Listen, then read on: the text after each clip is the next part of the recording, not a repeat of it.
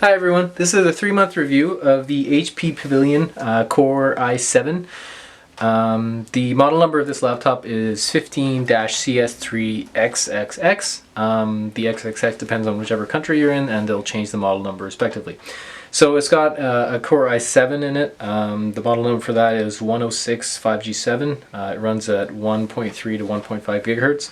I'll put the rest of the information about this laptop and the specs in the description below.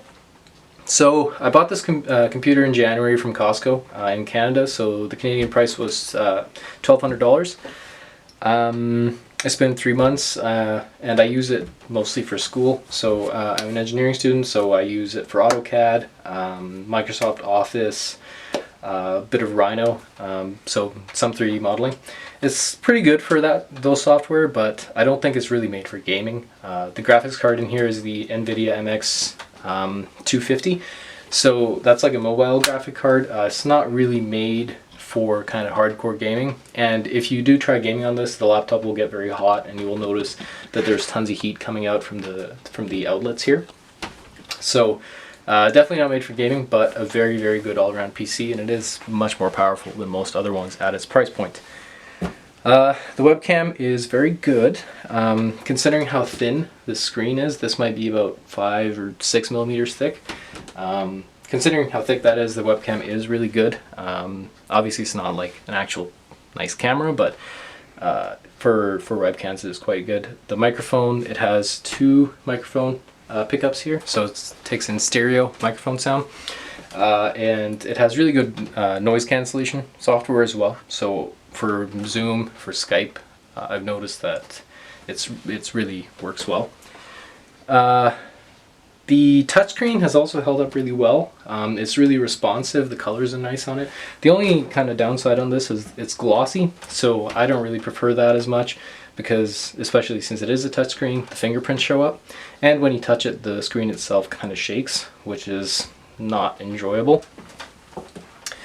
The touchpad is made of anodized aluminum. It's of a really good size. It's just there's no delineation of the center, so sometimes, especially when you place your palm on it, you end up right-clicking accidentally, but that's fairly minor. The keyboard is illuminated. There's a fair bit of travel in these keys, and they make a bit of noise, but definitely not like a MacBook where they just click like buttons. These do kind of feel a bit mechanical. Ports-wise, so there's 2 USB 3.0 ports on that side. There is a power input there. There is your SD card in there. You've got your headphone jack there, USB 3.0, USB-C, an Ethernet cable, HDMI out. The only kind of downsides on this laptop that I would have noticed is that the laptop body itself has a bit of flex in it. So the top of this laptop, the screen, as you can see, it shakes. Now this is a little bit more than it usually did when I bought it brand new.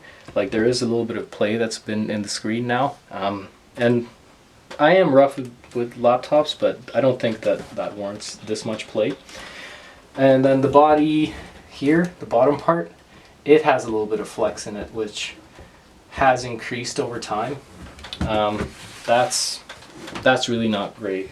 But for the price point, for $1,200–$1,300, what you're getting in this computer is a lot more than what you would get in like similarly priced laptops.